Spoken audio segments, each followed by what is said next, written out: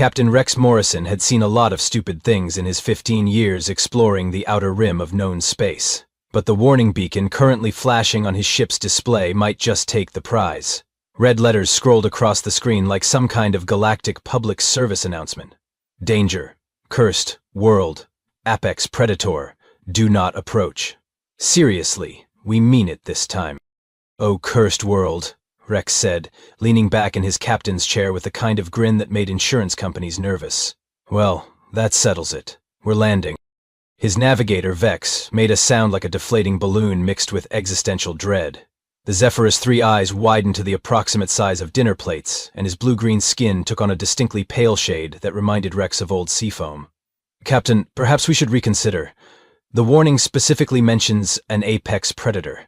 The word apex implies something quite dangerous, doesn't it? Vex, buddy, everything's an apex predator to someone, Rex replied, already plotting a course for the planet's surface. I bet somewhere in the galaxy, there's a species that considers butterflies apex predators. Perspective is everything. From the engine room came the worried chittering of Quinn, their Tritonian engineer. The insectoid alien's voice carried the particular pitch of someone who'd rather be literally anywhere else. Captain Morrison, I've run the probability calculations 17 times. Our survival chances decrease by roughly 68% if we land on that planet. Quinn, my mathematically minded friend, you know what decreases our survival chances even more? Boredom. And right now I'm so bored I could pilot this ship into a black hole just for the excitement. Rex punched in the landing coordinates with the enthusiasm of someone ordering their favorite meal. Besides, when has a warning beacon ever been wrong about something being dangerous? I mean, besides that time with the deadly singing crystals that turned out to be a tourist attraction, or the world-ending plague that was actually just a really aggressive common cold. Vex's middle eye twitched. Captain, those examples are precisely why we should listen to warning beacons. No, Vex, those examples are precisely why warning beacons are written by cowards. Rex watched the planet grow larger on their view screen, a beautiful marble of green and blue that looked about as threatening as a nature documentary. Look at that place. Does that look cursed to you? It looks like someone's desktop wallpaper. The ship shuddered slightly as they entered the atmosphere, and Rex could practically hear his crew's collective blood pressure rising. He'd handpicked Vex and Quinn specifically because they were excellent at their jobs, but more importantly, they provided him with endless entertainment through their carefully cultivated paranoia. Scanning for life signs, Vex reported, his voice climbing steadily toward panic. I'm detecting something massive moving in the forest below. The readings are unusual. Unusual how? Well, it appears to be approximately the size of a small building, has multiple appendages, and is emitting some kind of energy signature I've never seen before. Rex rubbed his hands together. Perfect. That sounds exactly like the kind of thing that would make a great conversation starter at parties. Set us down in that clearing near the forest edge, nice and close to our new friend. Captain, Quinn's voice crackled over the intercom. I feel obligated to remind you that the last time you described something as a conversation starter, we ended up accidentally starting a trade war between 3 different species. Hey, that trade war turned out great for everyone involved, except for the Valdorians, but honestly, they had it coming. Rex engaged the landing sequence, ignoring the way both of his crew members were now making sounds like small animals in distress. Trust me on this one, guys. I've got a really good feeling about this planet. The ship touched down with barely a whisper. Rex's piloting skills, as smooth as his decision-making, was questionable. Through the view screen, the alien forest looked peaceful, almost inviting, with towering trees that seemed to shimmer in the afternoon light of the planet's twin suns. All right, team, Rex announced, standing and stretching with the casual confidence of someone who'd never met a dangerous situation he couldn't charm his way out of. Let's go say hello to our apex predator friend. And remember, if it tries to eat us, that just means it's probably hungry. Nothing a few emergency rations won't fix. The sound of Vex and Quinn simultaneously questioning their life choices echoed through the ship as Rex headed for the airlock, whistling what sounded suspiciously like a lullaby. Rex stepped out of the airlock and immediately took a deep breath of the alien air, which turned out to smell surprisingly pleasant, like pine trees mixed with vanilla and just a hint of ozone. Well, this is disappointing, he announced to his crew, who were following behind him with weapons drawn and the general demeanor of people attending their own funeral. If this is cursed, I'd hate to see what they consider blessed. Vex kept his plasma rifle trained on the forest edge, all 3 eyes scanning in different directions. Captain, the life sign readings are getting stronger. Whatever's in there, it's moving toward us. Good, Rex said, completely ignoring the weapon Quinn was trying to press into his hands. I hate it when I have to go looking for excitement. Much better when excitement comes looking for me. That's when the trees began to part. Now, Rex had encountered a lot of alien species in his career. He'd seen things that defied physics, biology, and common sense. But the creature that emerged from the forest was something special. It stood roughly 12 feet tall, with a body that seemed to shift between solid and semi-translucent. 8 tentacle-like appendages moved with fluid grace, each one thick as a tree trunk and covered in what looked like bioluminescent patterns that pulsed in gentle waves of blue and green light. Its head, if you could call it that, was a graceful oval shape with 2 large luminous eyes that held an unmistakable intelligence. Vex made a sound like a tea kettle experiencing an existential crisis. Quinn dropped his weapon and scrambled backwards so fast he nearly tripped over his own insectoid legs. Rex looked at the creature, tilted his head thoughtfully and said, "Well, hello there, Fluffy."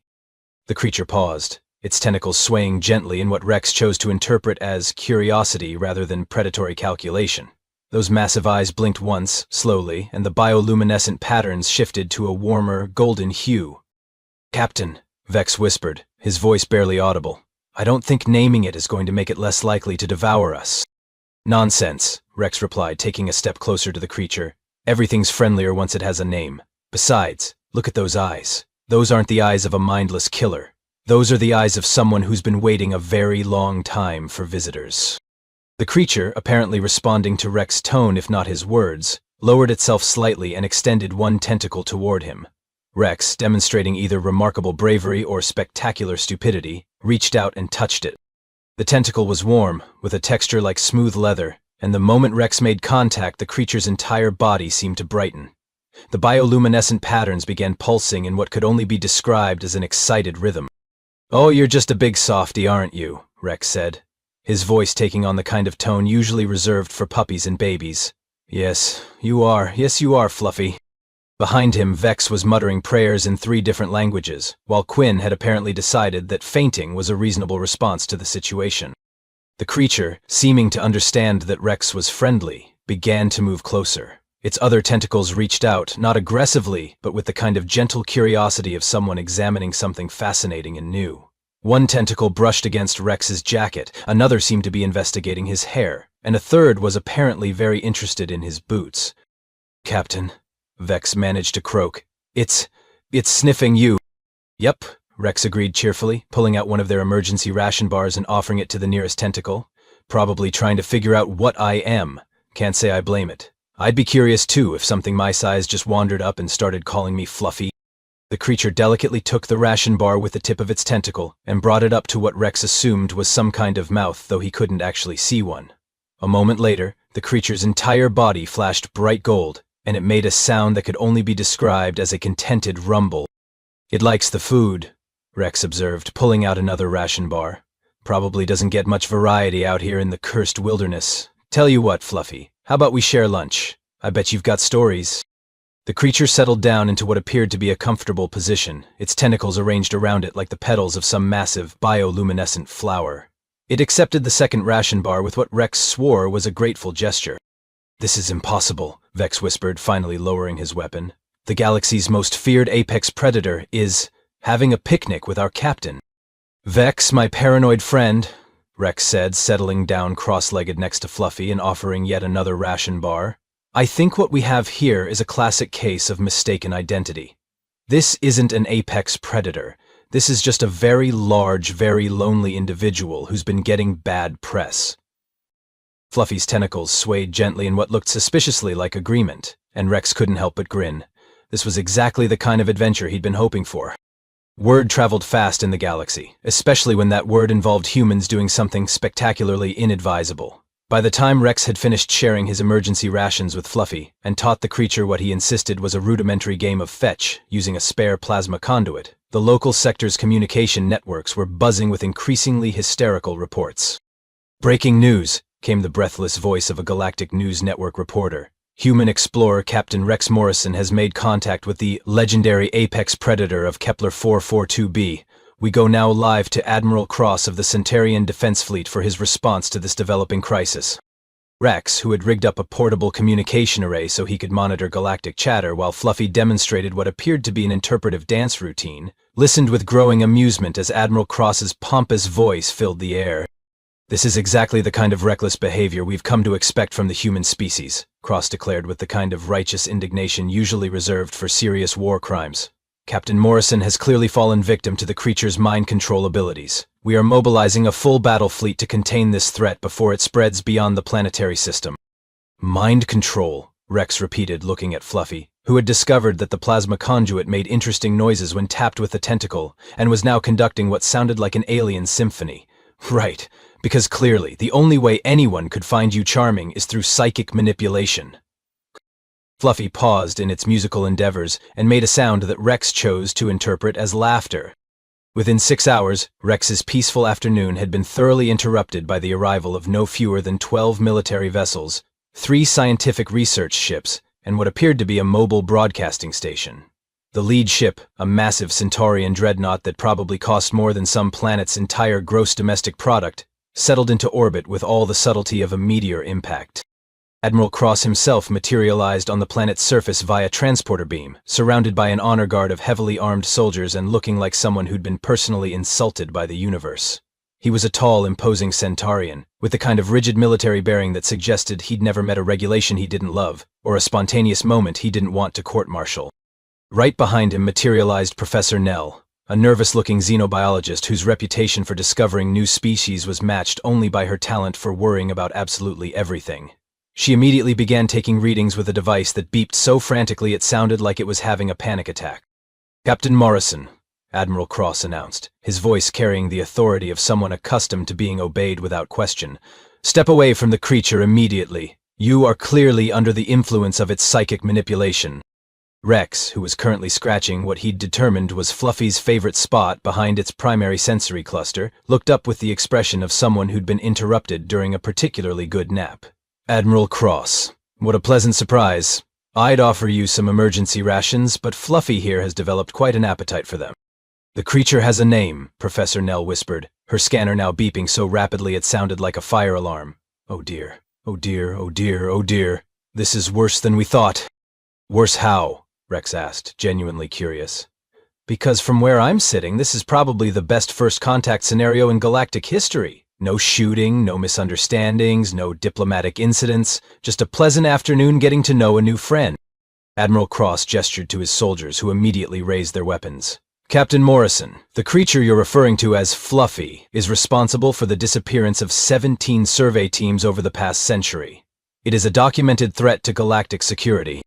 17 survey teams, Rex repeated thoughtfully, then looked at Fluffy, who had curled several tentacles around him in what was either a protective gesture or the galaxy's most comfortable hug. "Fluffy, old buddy, please tell me you didn't eat 17 survey teams." Fluffy's bioluminescent patterns shifted to what Rex had learned was its equivalent of looking sheepish. One tentacle pointed toward the forest, then made a series of complex gestures that Rex interpreted as either an explanation or possibly directions to the nearest bathroom. "I think it's trying to tell us something," Rex said, standing up and brushing dirt off his jacket. "Maybe those survey teams aren't as disappeared as everyone thinks. Maybe they just found something more interesting to do than filing reports." Professor Nell's scanner reached a pitch that probably violated several noise ordinances. "Captain Morrison, according to my readings, the creature's psychic influence on you has reached dangerous levels. You're exhibiting classic symptoms of xenobiological bonding syndrome." "Is that what we're calling making friends these days?" Rex asked. "Because if so, I've got a terminal case of it and I'm not interested in seeking treatment." Admiral Cross stepped forward, his hand moving to his sidearm. "Captain Morrison, I am ordering you to step away from the creature so we can contain it properly. This is for your own safety and the safety of the entire galaxy." Rex looked at Admiral Cross, then at Professor Nell, then at the circle of soldiers who were all pointing various types of weapons at his new friend.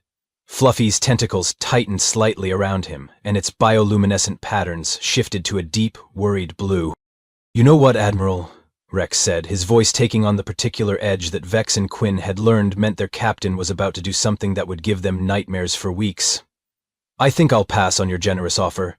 Fluffy and I are having a perfectly lovely time, and frankly, your arrival has been the only threatening thing to happen on this planet all day."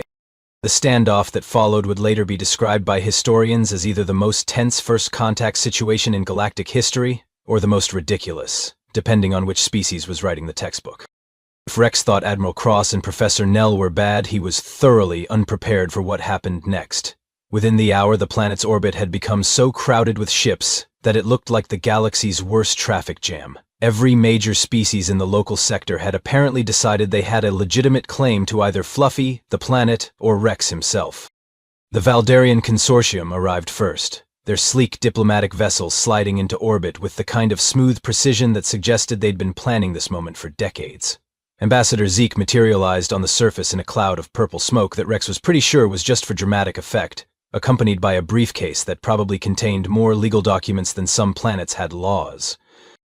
Captain Morrison, Ambassador Zeke announced in the kind of voice that charged by the syllable. Under Galactic Maritime Law, subsection 2407.3, any creature discovered within the Outer Rim territories falls under Valdorian jurisdiction for taxonomic classification and commercial exploitation rights. Commercial exploitation, Rex repeated, one eyebrow climbing toward his hairline. Well, that sounds ominous. Before Ambassador Zeke could respond, the Tritonian Science Collective's research vessel dropped out of hyperspace with all the subtlety of a controlled explosion. Director Patch, an insectoid alien who looked like someone had crossed a praying mantis with a university professor, scuttled down the transport beam clutching what appeared to be several thousand data tablets. Absolutely not, Director Patch chittered, his compound eyes reflecting the afternoon sunlight in a way that suggested he'd had far too much caffeine. The creature clearly exhibits characteristics of a Tritonian deep space specimen, as catalogued in our archives approximately 300 years ago. We have prior claim, under the Archaeological Discovery Act of 2847. 300 years ago, Rex said, looking at Fluffy, who was watching the proceedings with what he'd learned to recognize as the creature's version of polite bewilderment. Fluffy, were you around 300 years ago? Fluffy made a sound that could have been confirmation, confusion, or possibly a request for more emergency rations. That's not legally admissible testimony, Ambassador Zeke protested, pulling out a tablet that immediately began projecting holographic legal documents into the air. The creature cannot provide informed consent for questioning without proper legal representation. Legal representation, Rex muttered, for a creature that was living peacefully on its own planet until you people showed up with enough firepower to level a small moon. That's when the Corvani Empire decided to make their entrance. Their war cruiser materialized in orbit, with a flash of energy that briefly made the planet's twin suns look dim by comparison. General Voss, a 7-foot-tall reptilian warrior who looked like he'd been carved from granite and bad intentions, appeared on the surface, surrounded by enough weapons to outfit a small army. The creature is clearly a Corvani war beast, General Voss declared, in a voice that sounded like gravel being processed in a cement mixer. Our ancient texts describe exactly such a being. We claim it under right of cultural heritage. Your ancient texts, Professor Nell interjected, still frantically scanning everything in sight, also describe a creature that breathes fire and devours entire civilizations. This specimen appears to be herbivorous and shows clear signs of advanced empathy. Details, General Voss rumbled dismissively. War beasts evolve. Rex looked around at the growing crowd of aliens, all of whom seemed convinced they had the legal right to determine Fluffy's fate, and felt his patience beginning to fray. You know what's fascinating about this whole situation? Not one of you has actually asked Fluffy what it wants. Creatures cannot legally express preference, Ambassador Zeke explained with the kind of condescending tone usually reserved for explaining basic concepts to particularly slow children. They lack the cognitive framework for complex decision-making. That's when Fluffy apparently decided it had heard enough. The creature rose to its full height, its bioluminescent patterns shifting to a brilliant, attention-getting gold, and began what could only be described as the most articulate series of gestures Rex had ever seen. Tentacles moved in complex patterns, creating what was clearly a sophisticated form of communication. The creature pointed to itself, then to Rex, then made a series of movements that somehow conveyed concepts like friendship, protection, and choice. The assembled aliens stared in stunned silence. Well, Rex said cheerfully, I think Fluffy just told you all exactly what it thinks of your legal claims, and frankly, I'm inclined to agree with it. Director Patch's data tablets began beeping frantically. The creature is exhibiting signs of advanced linguistic capability. This changes everything. We need to revise our classification protocols immediately. It changes nothing, Admiral Cross interrupted, his military bearing somehow becoming even more rigid. Dangerous creatures often display intelligence. That makes them more dangerous, not less.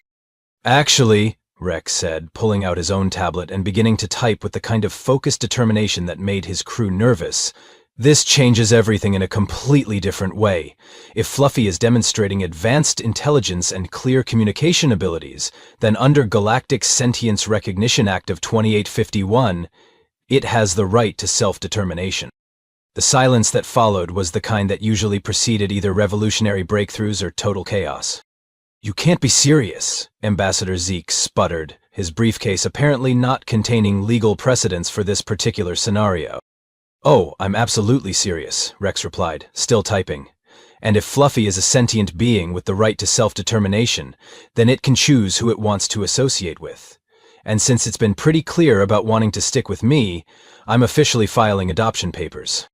"Adoption papers," General Voss repeated, as if Rex had just announced his intention to juggle live grenades. "For an apex predator." "For a friend," Rex corrected, hitting send on his tablet and grinning as confirmation notices began popping up across every official galactic database. "Ladies, gentlemen, and assorted other beings, meet the galaxy's first officially adopted interdimensional apex predator. Fluffy Morrison has just become a legal citizen of human space, with all the rights and protections that entail." The explosion of outraged voices that followed was loud enough to disturb several nearby bird equivalents, who took off from the forest in a cloud of annoyed chirping, but Rex barely heard it, because Fluffy had wrapped several tentacles around him in what was unmistakably a hug, its bioluminescent patterns pulsing with what could only be described as joy. "Welcome to the family, Fluffy," Rex said quietly, patting one of the massive tentacles. "Hope you're ready for the most complicated adoption process in galactic history." The legal adoption of an interdimensional apex predator, it turned out, required approximately 17 different forms of documentation, background checks from 3 separate galactic agencies, and what Ambassador Zeke cheerfully described as a comprehensive behavioral assessment to ensure public safety. Rex suspected this was bureaucratic revenge for his end run around their territorial claims, but he was committed to seeing it through. "Fine," Rex announced to the assembled crowd of increasingly frustrated aliens. "You want proof that Fluffy isn't dangerous? Let's prove it. But we're doing this my way, with tests that actually make sense, not whatever nightmare scenario you people have cooked up." Admiral Cross consulted his military tablet with the expression of someone reading his own death warrant. "The standard protocol for apex predator assessment involves combat scenarios, stress testing, aggressive responses, and evaluation of territorial behavior under threat conditions." "Right," Rex said, his voice dripping with the kind of sarcasm that could corrode metal. "Because nothing says peaceful coexistence like deliberately trying to make a creature angry to see what happens. Tell you what, Admiral, how about we try some tests that don't sound like they were designed by someone who learned conflict resolution from action movies?" Professor Nell, who had apparently appointed herself the official documenter of this historic clusterfuck, began setting up recording equipment with the frantic energy of someone who knew she was witnessing either a breakthrough or a complete disaster. "What kind of tests did you have in mind, Captain Morrison?" "Simple ones," Rex replied, settling down next to Fluffy, who had taken to arranging itself in increasingly comfortable positions as the day wore on. "Tests that show what Fluffy is actually like, not what you people are afraid it might be like." The first test was Rex's idea of genius in its simplicity. He pulled out his toolkit and began dismantling one of the communication arrays, scattering components across the ground in what appeared to be random chaos. Then he stepped back and looked at Fluffy expectantly. "Okay, buddy," he said. "Think you can help me put this back together?" What happened next made Professor Nell's recording equipment work overtime. Fluffy examined the scattered components with the kind of focused attention that suggested genuine interest, then began delicately picking up pieces with its tentacles. But instead of simply reassembling the device the way Rex had taken it apart, Fluffy began rearranging components in ways that made no immediate sense. "It's randomizing the configuration," Director Patch observed, his compound eyes reflecting fascination and horror in equal measure. "This could be extremely dangerous if it doesn't understand the technology. Or," Rex said, watching Fluffy work with growing admiration, "it could be improving the design." 20 minutes later, they had their answer. The reassembled communication array not only worked perfectly, but was now capable of reaching frequencies that the original design couldn't access. Fluffy had somehow intuited the device's function and optimized it without any prior knowledge of the technology. Impressive, General Voss admitted grudgingly. But intelligence in service of destruction is still dangerous. Can it be trusted with weapons? Rex grinned. Funny you should ask. He pulled out his sidearm, checked to make sure it was set to the lowest possible setting, and handed it to Fluffy. Show them what you think of weapons, buddy. The assembled aliens took several collective steps backward as Fluffy examined the weapon with obvious curiosity. The creature turned it over in its tentacles, apparently fascinated by the design and construction. Then, with movements so gentle they were barely visible, Fluffy began disassembling the weapon. But instead of scattering the components or destroying them, Fluffy carefully arranged each piece in a neat, organized pattern on the ground. When it was finished, the creature looked up at Rex and made a sound that was unmistakably questioning. I think it's asking what these pieces are supposed to do, Rex translated, his grin widening. And I think when I explain that they're designed to hurt people, Fluffy is going to have some very strong opinions about that. Rex knelt down next to the disassembled weapon and began explaining, in simple terms, what each component was designed to do. As he spoke, Fluffy's bioluminescent patterns shifted through a spectrum of colors that Rex had learned to associate with different emotions. Curiosity gave way to understanding, which gave way to what could only be described as disapproval. When Rex finished his explanation, Fluffy gathered up all the weapon components, held them for a moment as if considering their purpose, then gently placed them in a neat pile at General Voss's feet. The message was unmistakable. Here are your instruments of violence back. Please keep them away from me. Remarkable, Professor Now whispered, her scanners now producing a symphony of analytical beeps. The creature demonstrates not only technical aptitude, but ethical reasoning. It understands the concept of harm and actively rejects it. But can it be helpful? Ambassador Zeke pressed, apparently unwilling to concede defeat. Intelligence and ethics are admirable, but what practical value does it offer? Rex looked around the landing site, which had become a chaos of equipment, supplies, and increasingly frazzled aliens. Fluffy, think you could help us organize this mess? What followed was perhaps the most efficient organizational display in galactic history. Fluffy moved through the scattered equipment with the precision of a master librarian, sorting tools by function, grouping supplies by type, and arranging everything in patterns that somehow made perfect intuitive sense. Within minutes, what had been chaos became a model of organization that would have made efficiency experts weep with joy. But Fluffy wasn't finished. The creature had apparently noticed that several pieces of equipment were showing signs of wear or minor damage. Without being asked, it began performing what could only be described as maintenance, using its tentacles with the delicacy of a master craftsman to realign sensors, clean connections, and optimize performance. It's fixing everything, Director Patch observed, his voice filled with wonder. Equipment that's been running at reduced efficiency for months is now performing better than when it was new. And organizing it better than most civilizations organize their entire societies, Ambassador Zeke added, his briefcase of legal documents looking suddenly inadequate by comparison. But the moment that sealed the deal came when Quinn, who had been watching the proceedings from what he considered a safe distance, made a small sound of distress. The Tritonian engineer had been carrying a hot beverage when Fluffy's organizational enthusiasm had reached his area, and in his haste to avoid the massive creature, he'd spilled the liquid across his hands. Fluffy's reaction was immediate. The creature abandoned its organizational activities and moved toward Quinn with obvious concern. Before anyone could react, Fluffy had gently wrapped one tentacle around Quinn's injured hands and was producing a soft, soothing sound that seemed to ease the engineer's pain. It's helping, Quinn whispered, his usual nervousness replaced by amazement. The pain is going away. Professor Nell's scanners went into overdrive. The creature is generating some kind of bioelectric field that promotes cellular regeneration. It's actually healing the burn damage. When Fluffy finished, Quinn's hands were completely healed, without even a mark to show where the injury had been. The creature looked around at the assembled group as if to say, "Is everyone else okay too?" The silence that followed was different from the earlier standoffs. This was the silence of people who had just witnessed something that challenged every assumption they'd made. "So," Rex said into the quiet, his voice carrying the satisfaction of someone who'd just won an argument without having to raise his voice. "Still think Fluffy is a dangerous apex predator? Or are we ready to admit that maybe, just maybe, the galaxy's been wrong about a few things?" Admiral Cross was the first to speak, his military bearing somehow less rigid than it had been. "Captain Morrison, I believe we may need to revise our threat assessment protocols." "You think?" Rex replied, scratching behind what he'd determined was Fluffy's favorite spot. Because from where I'm sitting, the most dangerous thing on this planet has been the collection of armed bureaucrats who showed up assuming the worst about a creature they'd never even met. The various aliens began exchanging glances that suggested they were having the kind of collective realization that usually preceded major policy changes. Fluffy, oblivious to the diplomatic revolution it had just sparked, had discovered Rex's spare toolkit and was apparently fascinated by the various small instruments.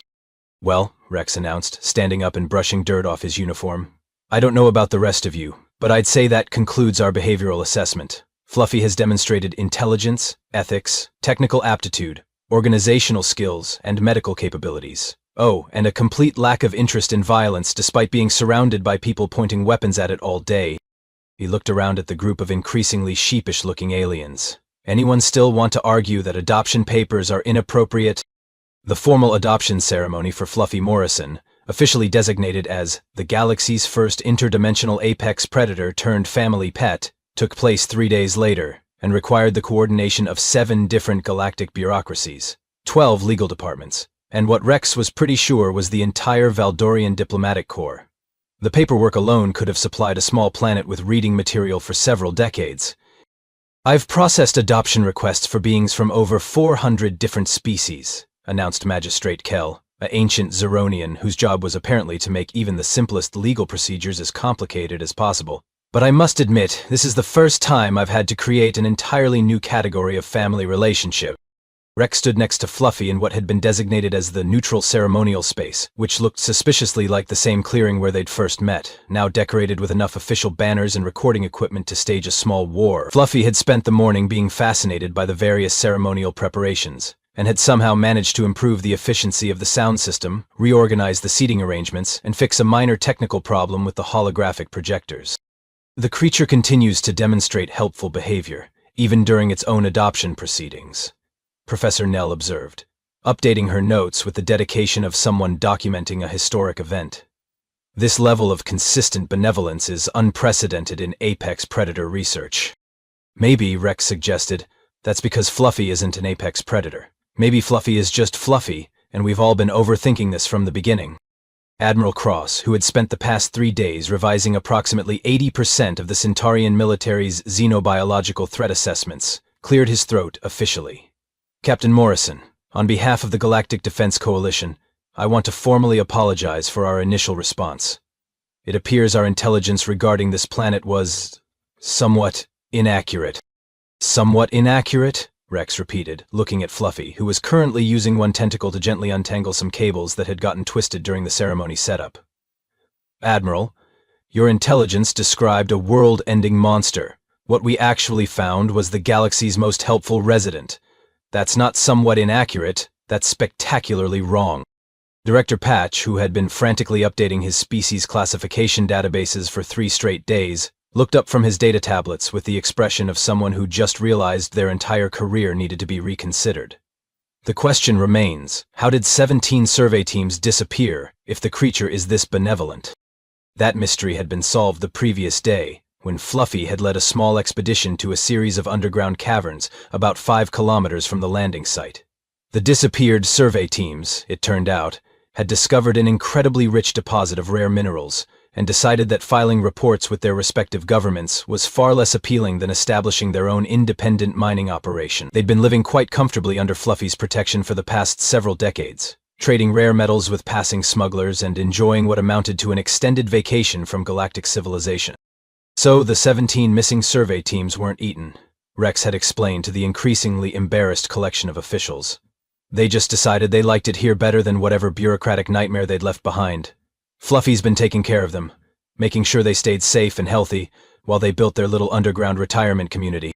The revelation had required yet another round of paperwork and several diplomatic communications that Rex suspected were going to keep various governments busy for months. But it had also definitively proven that Fluffy was not only harmless, but had been actively protecting people for decades. "By the authority vested in me by the Galactic Adoption Registry," Magistrate Kell announced, raising what appeared to be an official stamp that probably cost more than most people's houses, "I hereby declare that the entity known as Fluffy is now officially adopted into the Morrison family unit, with all rights, privileges, and protections afforded to sentient beings under galactic law." The stamp came down on the official documents, with a sound that somehow managed to be both anticlimactic and momentous. Fluffy's bioluminescent patterns immediately shifted to the brightest, most joyful gold Rex had ever seen, and several tentacles wrapped around him in what was definitely a celebratory hug. "Welcome to the family, officially this time," Rex said, patting the nearest tentacle. "Hope you're ready for a life of adventure, because I have a feeling we're going to be getting some very interesting job offers." He wasn't wrong. Within hours of the adoption ceremony being broadcast across the galactic news networks, Rex's communication system was flooded with requests. Exploration companies wanted to hire Fluffy as a technical consultant.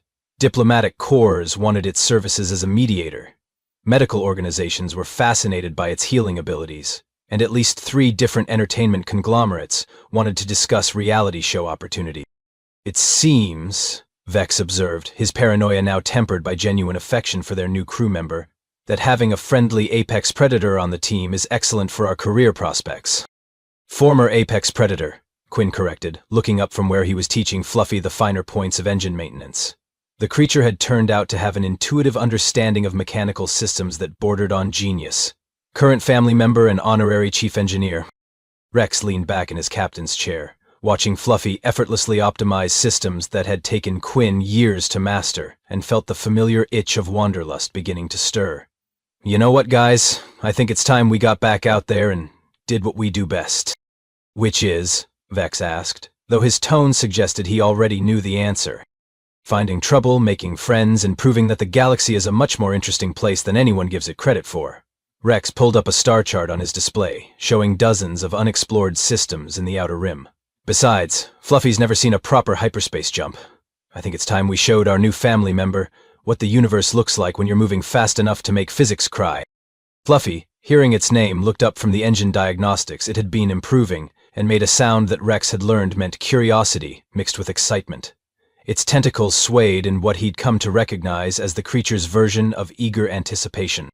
"That settles it then," Rex announced, beginning the pre-flight sequence. "Course laid in for the Andromeda Spiral. Next stop, whatever weird and wonderful thing the universe decides to throw at us next." As the ship lifted off from the planet's surface, Rex caught a glimpse of the underground mining colony in the distance. The former survey teams had all come to see them off, waving goodbye to the creature that had protected them for so many years. Fluffy pressed several tentacles against the viewport, its patterns shifting to a warm, grateful blue that somehow conveyed both farewell and promise of return. "You know," Rex said, watching the stars wheel past as they accelerated toward hyperspace, "I had a feeling this was going to be exactly the kind of adventure I was looking for. I just didn't expect the adventure to involve adoption papers and bureaucratic warfare." Fluffy made a sound that could have been agreement, amusement, or possibly a request for more emergency rations. In the months that followed, Rex would learn that with Fluffy it was usually all 3. The ship jumped to hyperspace in a flash of light that briefly illuminated the entire system, carrying the galaxy's most unusual family toward whatever impossible, bureaucratic, and thoroughly entertaining adventures awaited them among the stars. Behind them they left a planet that was no longer cursed, a collection of very confused government officials, and approximately 17 different species worth of revised xenobiological classification manuals. Most importantly, they left proof that sometimes the most dangerous thing in the galaxy isn't a monster lurking in the darkness, but the assumptions people make about things they don't understand. And sometimes the best way to deal with an apex predator is to offer it lunch and see if it wants to be friends. Rex Morrison, captain of the starship Wanderer, adoptive father to an interdimensional creature of immense power and infinite kindness, settled back in his chair and smiled. The universe was vast, strange, and full of wonders that defied explanation. He couldn't wait to find the next one.